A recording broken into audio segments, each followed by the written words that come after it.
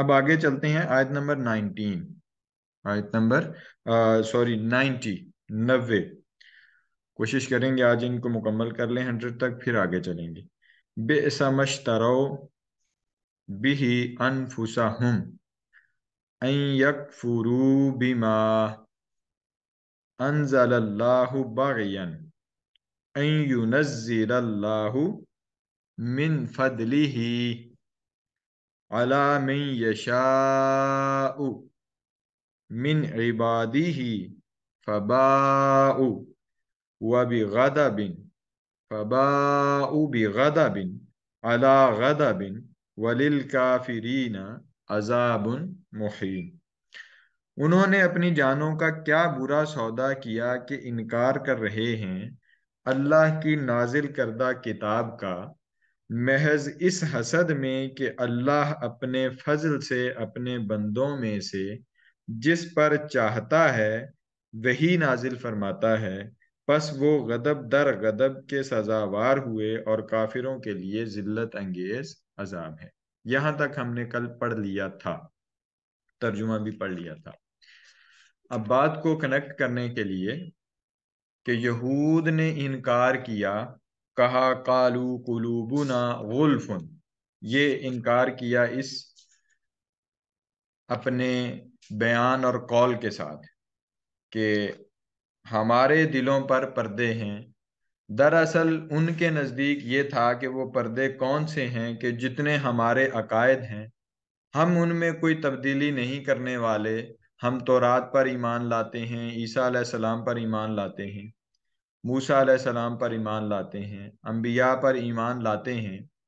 उसके जवाब में अल्लाह रब्बुल इज़्ज़त ने चंद चीज़ें उनको गिनवाई और गिनवाने के बाद अब फिर उनको तंबीह के तौर पर ये एक और चीज़ भी गिनवा दी और बता दिया कि वो हसद करते हैं। किस चीज़ से हसद करते हैं? वो आका अलैहिस्सलाम से हसद करते हैं। आका अलैहिस्सलाम से हसद क्यों करते हैं? वो इसलिए कि वो बनी इसराइल में पैदा नहीं हुए बल्कि वो हजरत इस्माइल की औलाद में से पैदा हुए। हजरत बनी इसराइल में वो पैदा नहीं हुए, इस वजह से वो हसद करते हैं। अल्लाह रब्बुल इज़्ज़त ने उनको बताया कि तौरात में तुम इस बंदे से अब जब बुग़्ज़ रखते हो, इस नबी से बुग़्ज़ रखते हो, हसद करते हो, इसका जिक्र तो तुम्हारी किताबों में है, जिसका नाम ले लेके तुम मुझसे दुआएं करते रहे हो। ये कुरान मजीद ने इरशाद जो है वो फरमाया और बताया हमें। तो इससे हमने ये मसला अखज़ किया था। अब आगे चलते हैं तो दूसरी जो चीज़ है जिस मौजू पर बात है वो है हसद, यानी उनका हसद। वजह बेशक वो यही थी, लेकिन बेसिक जो पॉइंट था जो इंसान को अंधा कर देता है वो हसद होता है।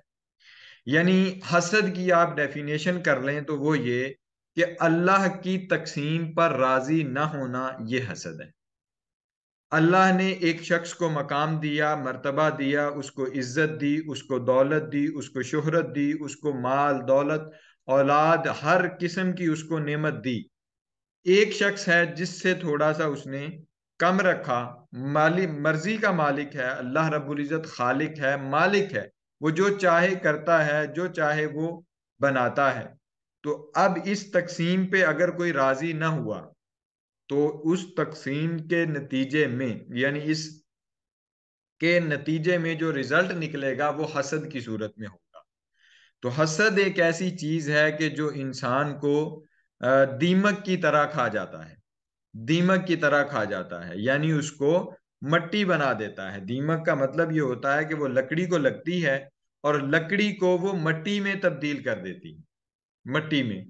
तो इंसान को यानी वो हसद जो है वो मट्टी में मिला देता है। मिसाल इसकी ये कि इसको नीचा कर देता है, इसको गिरा देता है, इसके वकार से इसको गिरा देता है, इसकी इज्जत से गिरा देता है, इसकी माल और मुआशरत जो चीजें जिनकी ये तमा कर रहा होता है जो होती हैं वो भी उन उन उन भी चीजों से भी वो जाता रहता है। तो मसला यहाँ पे ये कि ये लोग जब जब इनको इक्तदार इनके पास था, जब उरूज इनके पास था, जब इनके पास हर तरह की आसाइश सहूलत मौजूद थी, अंबिया इनके पास आते रहे, किताबें इनके पास, तो सबसे ज्यादा मोतबर तो यही थे, सबसे ज्यादा मोतबर तो यही यहूद और ईसाई थे। लेकिन इनकी हालत आका अलैहिस्सलातु वस्सलाम के तशरीफ लाने के बाद ये हो गई कि ये मुशरिकीन मक्का से भी बढ़ गए। यानी मुशरिकीन मक्का ने शायद कम जुल्म किए हों, शायद कम यानी मामलात में इस तरह से बिगाड़ उनके आया हो, जितना इन यहूद का और नसारा का आया। किस वजह से? वो सिर्फ इसी हसद की वजह से। क्योंकि वो कुरान मजीद ने बता दिया कि इनकी बुनियादी वजह वो हसद थी। इनको पता होता था कि यही मोहम्मद है, इनको पता था, यानी इनके आपस में अहादीस बहुत सारी मरवी हैं, बहुत सारी। यहाँ पे सिर्फ मिसाल के तौर पे मैं एक हदीस मुबारका यहाँ पे कोट करूंगा कि जिस हदीस मुबारका में ये फरमाया है कि वो हसद किस वजह से था, यानी आका अलैहिस्सलातु वस्सलाम की वजह से था। तो इसमें उम्मुल मोमिनीन हजरत सफिया रदी अल्लाह ताला अन्हा, जो एक बहुत बड़े यहूदी आलिम की बेटी और दूसरे की भतीजी थी, वो फरमाती हैं कि जब नबी अकरम सल्लल्लाहु अलैहि वसल्लम मदीना तशरीफ लाए तो मेरे बाप और चचा दोनों आप सल्लम से मिलने गए। बड़ी देर तक आप सल्लम से गुफ्तगू की। फिर जब घर वापस आए तो मैंने अपने कानों से दोनों को ये गुफ्तगू से करते हुए सुना। क्या गुफ्तगू कर रहे हैं? चचा फिर कह रहे हैं कि क्या वाकई ये वो नबी है जिसकी खबरें हमारी किताबों में दी गई हैं? वालिद ने कहा, यानी हजरत उम्मुल मोमिनीन हजरत सफिया के वालिद ने कहा, क्या? कि हाँ, खुदा की कसम ये वही है, ये वही रसूल है, ये वही नबी है जिसका जिक्र हमारी तौरात में है। चचा फिर पूछता है, क्या तुमको इसका यकीन है? फिर जो वालिद है वो कहता है, हाँ मुझे यकीन है। फिर चचा कहता है, फिर क्या इरादा है? वालिद कहता है, जब तक जान में जान है उसकी मुखालफत करूंगा और उसकी बात चलने न दूंगा। ये क्या है? वो जानते बूझते, ये हदीस मुबारक सीरत इब्ने हिशाम से है, सीरत इब्ने हिशाम से ये हदीस मुबारक है, रिवायत है। तो इस रिवायत के जरिए से ये पता चलता है कि उनकी जो बुनियादी वजह थी वो आका अलैहिस्सलातु वस्सलाम के साथ हसद, फिर आका अलैहिस्सलातु वस्सलाम के साथ हसद के साथ साथ फिर कुरान पाक से हसद, कुरान पाक से हसद, और फिर उसकी दलीलें। तो बुनियादी वजह जो चीजों को खराब कर देती है वो क्या है? वो हसद है। हमें भी अपनी जिंदगियों में हासिद नहीं बनना है, अल्लाह की नेमतों की तलब करनी है, अल्लाह की नेमतों को मांगना है, लेकिन अल्लाह से मांगना है। किसी को ये नहीं कहना कि इसके पास ये क्यों है। भाई उस क्यों के आप जिम्मेदार नहीं है, वो देने वाली जात जिम्मेदार है कि उसने क्यों दिया है। आपका क्या मैंडेट है, मेरा क्या मैंडेट है, अवाम का, मखलूक का क्या मैंडेट है कि वो अल्लाह रब्बुल इज्जत से या अल्लाह रब्बुल इज्जत की तकसीम पे ये एतराज करे कि उस बंदे को उस अल्लाह रब्बुल इज्जत ने ये नेमत क्यों दी है? कोई मैंडेट नहीं है। हम भी उसकी मखलूक हैं, वो भी उसी की मखलूक है। तो वो जिसको चाहे दे, जिसको चाहे न दे। अब इसका मतलब कतन ये भी नहीं है कि जिसको नहीं दिया तो वो मायूस हो जाए। नहीं, उसको अगर उसने कहीं पे दौलत नहीं दी तो यकीनन उसने उसको बराबर रखा है। बराबर कैसे? कि उसने उसके लिए आखिरत में कुछ हिस्सा रखा है, उसको किसी और तरह से नवाजा है, कि कोई उस पर परेशानी आनी थी, उस परेशानी को टाला है। तो इसका हिसाब किताब तो उसने बराबर रखा है। ये कतन नहीं है कि अल्लाह रब्बुल इज्जत ने एक को इतना माल और दौलत दिया। फिर अब इसका अंदाजा आप दुनियावी सतह पे लगा लें कि इस हसद की वजह से कितने ऐसे हैं जिनको माल दिया जाता है और वो हसद की वजह से अपना माल खो बैठते हैं। कितने ऐसे हैं जिनको इज्जत दी जाती है, वो इज्जत खो बैठते हैं। इल्म दिया जाता है, हसद की वजह से इल्म खो बैठते हैं। हसद की वजह से, तकब्बुर की वजह से, बुग़्ज़ की वजह से, इनाद की वजह से वो अपना आप सारे का सारा खो बैठते हैं। तो हसद को अपनी जिंदगियों से दूर करना है, उसकी जगह पे शुक्र को अपनाना है। जो है उस पे शुक्र करना है। और वो क्या? जो है वो क्या? वो ये कि आप ये सोच लिया करें कि जो चीजें आपके पास हैं, हो सकता है या बल्कि है कि वो किसी और के पास नहीं है। मसलन अल्लाह की दी हुई नेमतों में से अगर आपके पास हैं अल्लाह की नेमतों, दी हुई नेमतों के पास आपके पास हाथ हैं, तो जिसके हाथ नहीं है उसका तसव्वुर कर लिया करें और अल्लाह का शुक्र अदा कर लिया करें कि मेरे पास हाथ सलामत है मेरे। इसी तरह से दीगर चीजें। तो बात यहां पे क्लियर हो गई। हासिद नहीं बनना। अब जो उनकी वो अजमत रफ्ता थी, वो जवाल में कन्वर्ट होना शुरू हो गई। यही कुल्लिया आज के दौर में भी उम्मत मुस्लिमा के साथ है। उम्मत मुस्लिमा भी जब वो अपनी हकीकी अकदार को भूल बैठी है और असल अखलाक को भूल बैठी है, वो असल अखलाक की जगह पे, वो मोहब्बत प्यार और अमन की जगह पे, वो दीन के फरोग की जगह पे, वो सारी उन चीजों को ले आई है कि जिसमें शख्सियत परस्त हो गई है और अपने ही पसंद यानी अपना काम पूरा हो रहा है, किसी की कोई फिक्र नहीं है। हासिद हसद को हमने अपना लिया है। जितने रजाइल अखलाक हैं वो सारे के सारे अपना लिए। तो रजाइल अखलाक जब अपनाए जाते हैं तो फिर कौमें जो हैं वो रूबस जवाल होती हैं, उनका उरूज नहीं रहता फिर। और ये हमारे साथ अब हो रहा है। इसमें जहां बड़े, अब ये वो आलिम थे, यहूद के आलिम थे जिनको पता था, उनका किरदार है कि उन्होंने यहूद की बाकी तमाम तर अवाम जो थी उसको डबो दिया। इसके जिम्मेदार बेशक उलमा हैं, आलिम दीन है, आलिम हैं, वो लोग जो जानते हैं वो सारे के सारे इसके जिम्मेदार हैं। लेकिन इसके जिम्मेदार 100% वो नहीं है। इसमें कुछ ना कुछ किरदार अवाम का, रियाया का भी है। अवाम का भी किरदार है इसमें। अवाम वोट देती है तो उनको मुंतखब करती है, और उनको मुंतखब करने के बाद करने में उनका हिस्सा होता है, उनका हिस्सा होता है। तो अब रूबा जवाल हो रही है, तो सिर्फ उन उलमा को हम नहीं देंगे, सारी जिम्मेदारी उन्हीं पे नहीं डालेंगे, सारा मुद्दा उन्हीं पे नहीं डालेंगे, बल्कि अवाम की भी जिम्मेदारी है। वो मुद्दा अवाम पे भी डलेगा उतना ही जितना उन पे डलेगा। नहीं तो कम से कम एक हिस्सा जरूर डलेगा कि जितना इन्होंने किरदार अदा किया। तो कौमों के रूबा जवाल होने में ये बुनियादी चीज होती है कि पता होते हुए कि हम इस बात पे इत्तेफाक कर बैठे या इस बात पे हम रुक जाएं कि हमारे बड़ों ने अच्छे अमाल कर दिए। उन बड़ों ने तो कर दिए थे, हमारे साथ भी ऐसा ही है, बड़ों ने कर दिए, अब हमने क्या किया? हमने तो मजीद इसको पस्ती की तरफ लेके गए, मजीद जवाल की तरफ लेके गए। और जूं जूं दिन चढ़ रहा है, अल्लाह रब्बुल इज्जत का इरशाद, तिलकल अय्याम नुदाविलुहा बैनन नास।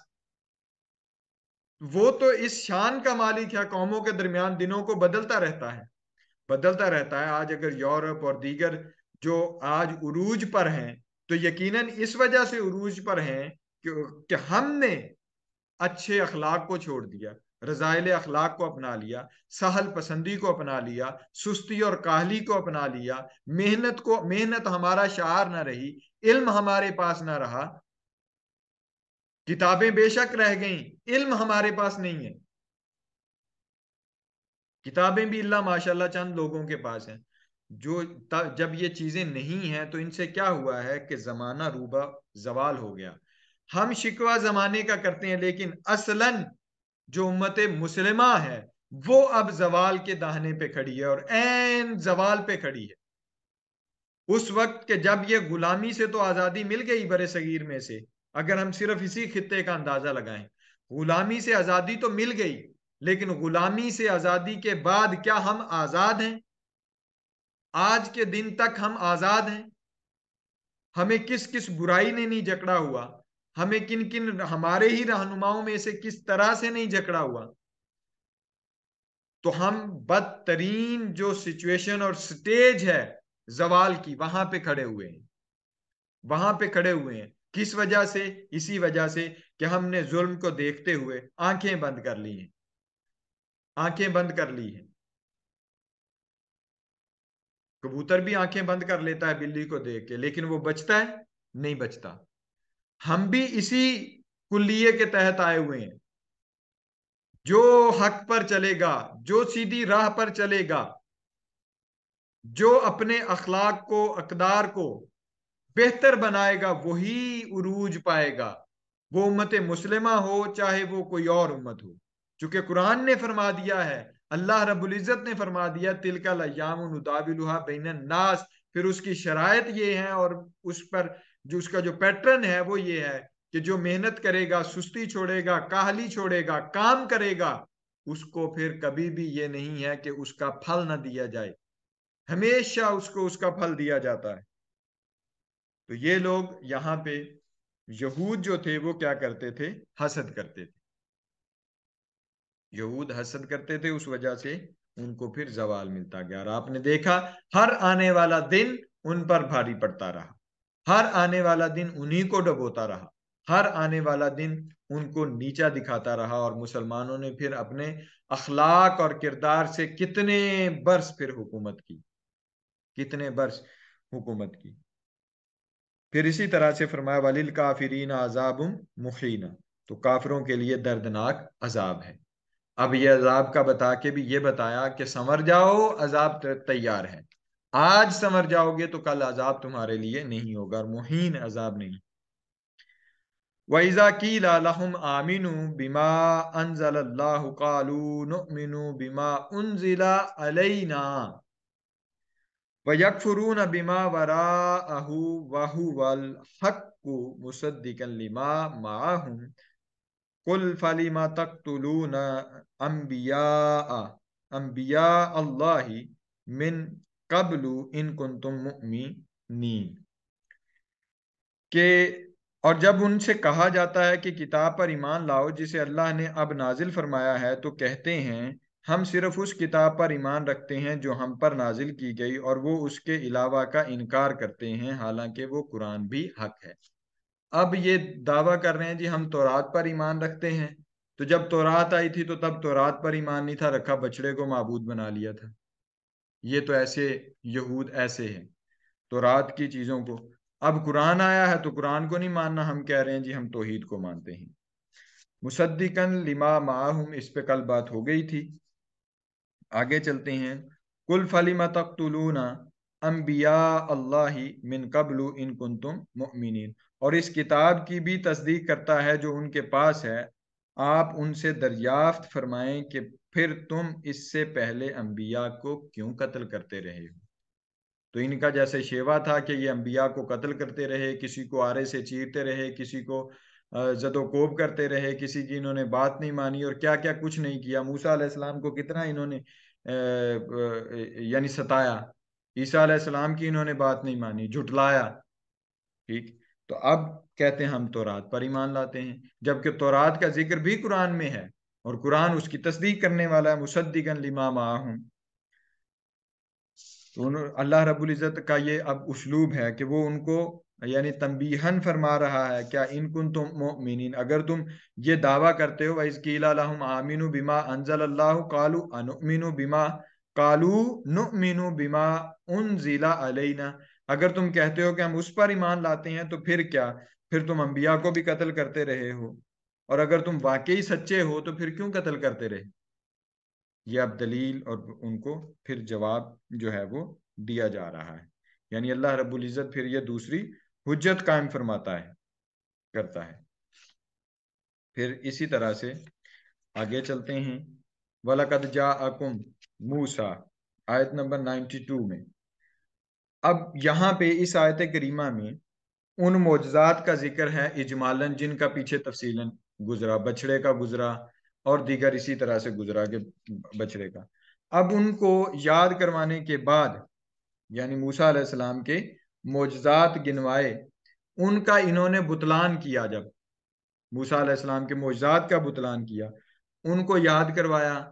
अब आका अलैहिस्सलाम के दौर में कि अब देख लें आप उनको, यानी कि तुमने उस वक्त भी नहीं माना था और तुम उसी हठधर्मी से आज भी नहीं मान रहे, लेकिन अपने आप को बड़े मोतबर कहते हो, अपने आप को बड़े मोतबर कहते हो। फिर इसी तरह से जो अगली आयत करीमा है, यानी आयत नंबर 94, कि इसमें अल्लाह रब्बुल इज़्ज़त ने इनको मौत का चैलेंज दिया।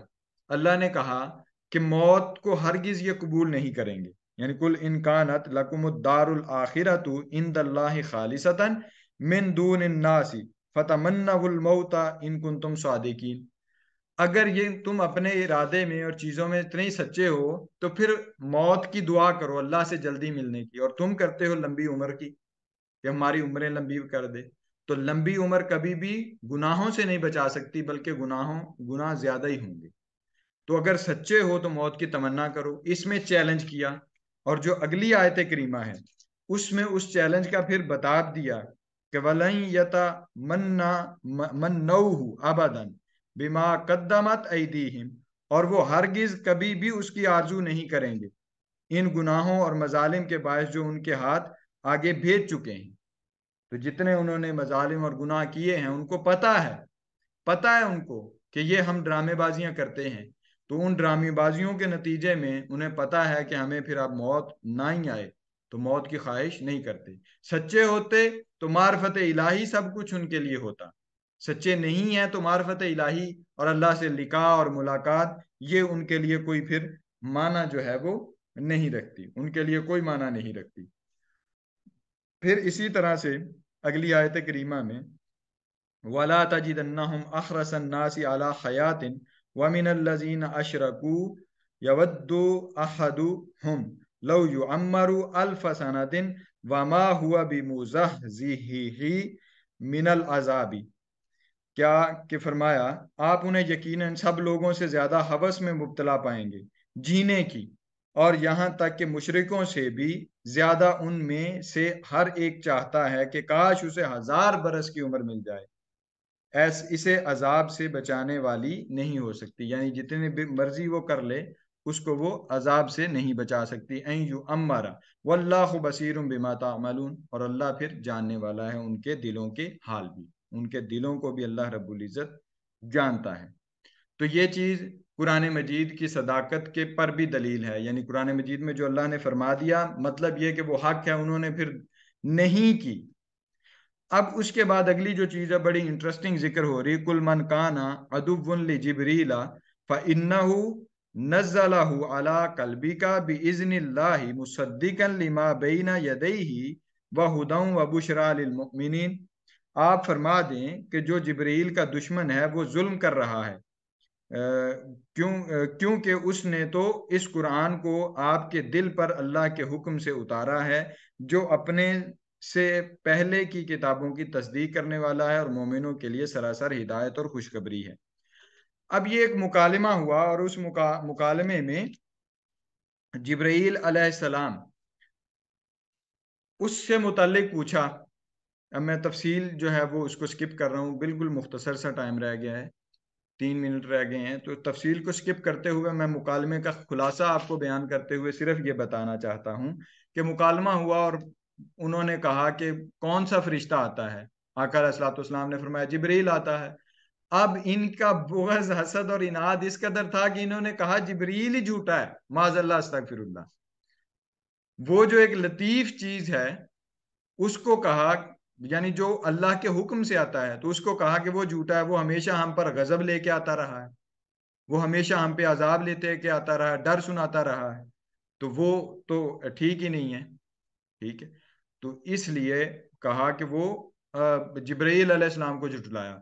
तो इसमें से जो बात कि वो जिब्राईल अलैहिस्सलाम को जब अंधा हो जाता है कोई हक की मुखालिफत में, इस कदर अंधा हो जाता है, तो वो फिर उसके सामने तौहीद क्या चीज है, यानी जिब्रील को जुटलाएगा तो इसका मतलब ये है कि वो अल्लाह को जुटला रहा है, क्योंकि अल्लाह माज़अल्लाह अल्लाह जो है वो पैगाम भेज रहा है जिब्रील अलैहिस्सलाम के जरिए से। तो वो अगर जिब्रील अलैहिस्सलाम के जरिए से पैगाम अल्लाह भेज रहा है तो जिब्रील अलैहिस्सलाम को जब जुटलाया तो इसका मतलब ये कि उसने माज़अल्लाह अल्लाह को जुटलाया। तो अल्लाह को जुटलाया जब, तो फिर उसने तौहीद रिसालत हर चीज का सत्यानाश कर दिया। इसी तरह से आप भी अगर कोई अपने मकासद के तहत किसी चीज को पूरा करना चाहता है तो उसके लिए फिर दीन हो, मजहब हो, इस्लाम हो, उससे किसी चीज से फिर कोई गरज और तमन्ना नहीं रहती। तो उन्होंने फिर जिब्राईल अलैहिस्सलाम को, यानी आका अलैहिस्सलाम के बुग़्ज़ में उन्होंने जिब्रील को भी जुटला दिया, जो उनके पास तो रात लाया था, जो उनके पास अल्लाह के पैगाम लाता था और सुनाता था, उनको अजाब से बचाता था। तो इन्होंने उस पर भी ऐसा रिएक्ट किया। फिर इसी तरह से अगली जो आयत करीमा आयात हैं उनमें यानी 100 तक अगर आप इसके देख लें तो उसमें जिस चीज़ों का जिक्र है, सबसे पहले जो जिक्र किया गया वो ये कि रसूल और फरिश्तों से दुश्मनी, उसका इंजाम फिर बहुत बुरा होता है। उसका इंजाम बहुत बुरा होता है, रसूल और फरिश्तों से दुश्मनी का इंजाम। अल्लाह ताला के रसूलों यानी इस आयत से मुराद इस अमर पर यह आयत दलालत करती है कि अल्लाह ताला के मकबूल और मुकर्रब बंदों की दुश्मनी अल्लाह ताला की अदावत का बायस बन जाती है। यानी जिसमें कहा मन कान अदुव्वुन लिल्लाहि व मलाइकातिही, इस आयत करीमा में। तो इसके ज़िमन में इरशाद बारी ताला है, मन आदली वलीयन फ़कद आज़नतुहु बिल हर्ब, जिसने मेरे किसी वली से अदावत की मैं उसके साथ जंग का ऐलान करता हूँ। तो अभी हमारा यहाँ